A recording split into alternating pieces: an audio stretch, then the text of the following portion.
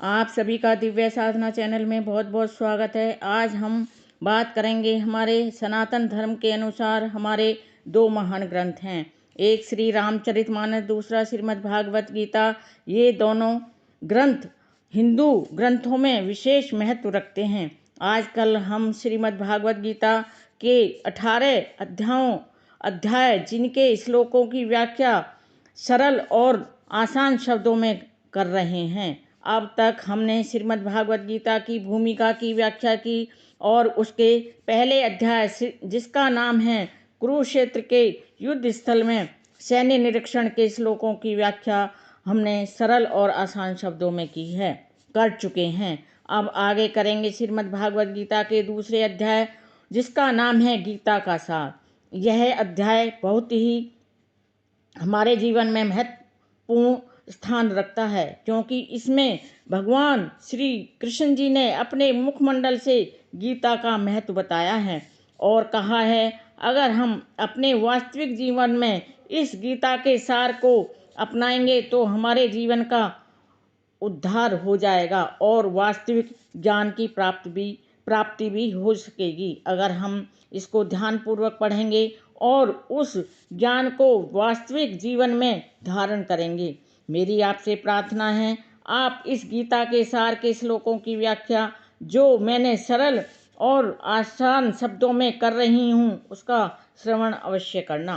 Video शुरू करने से पहले आप सभी से मेरी प्रार्थना है कि आप मेरे वीडियो को लाइक, शेयर और सब्सक्राइब अवश्य करें और बेल आइकन भी प्रेस करें, जिससे मेरे सभी नोटिफिकेशन आपको मिलते रहें। अब शुरू करते हैं आज का वीडियो जिसका नाम है गीता का सार, जो श्रीमद् भागवत गीता का दूसरा अध्याय है। इसके श्लोकों की व्याख्या सरल और आसान शब्दों में करेंगे। संजय उवाच तम तथा कृपयाहम आविष्टम अश्रुपूर्ण आकुले ईक्षणं विषीदनाम इदम वाक्यम उवाच मधुसूदनम।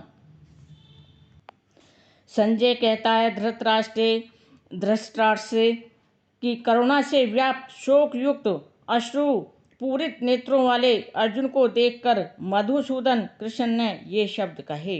अर्थात कहने का तात्पर्य यह है कि भौतिक पदार्थों के प्रति करुणा, शोक तथा अश्रु ये सब असली आत्मा को न जानने के लक्षण हैं। शाश्वत आत्मा के प्रति करुणा ही आत्म साक्षात्कार है। इस श्लोक में मधुसूदन शब्द महत्वपूर्ण है। कृष्ण ने मधु नामक असुर का वध किया था और अब अर्जुन चाह रहा है कि कृष्ण उस अज्ञान रूपी असुर का वध करे जो अर्जुन को खाए जा रहा है, जिसने उसे कर्तव्य से विमुख कर दिया है। अर्थात जिसने ये ऐसा राक्षस है जिसने अर्जुन को अपने कर्तव्य से ही अलग कर के रख दिया है। यह कोई नहीं जानता करुणा का प्रयोग कहाँ होना चाहिए। डूबते हुए मनुष्य के वस्त्रों के लिए करुणा मूर्खता होती है। अज्ञान सागर में घिरे हुए मनुष्य को केवल उसके बाहरी पहनावे अर्थात स्थूल शरीर की रक्षा करके नहीं बचाया जा सकता।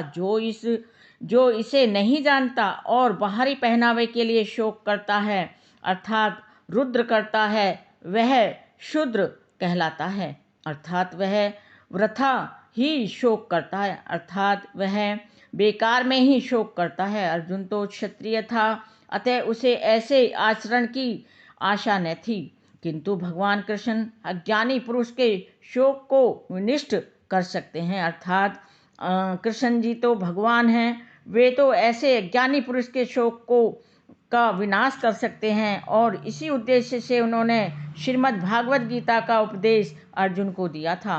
यह अध्याय हमें भौतिक शरीर तथा आत्मा के वैश्लेषिक अध्ययन द्वारा आत्म साक्षात्कार का उपदेश देता है, जिसकी व्याख्या परम अधिकारी भगवान श्री कृष्ण द्वारा की गई है। यह साक्षात्कार तभी संभव हो सकता है जब मनुष्य निष्काम भाव से कर्म करे और आत्म बोध को प्राप्त हो सके।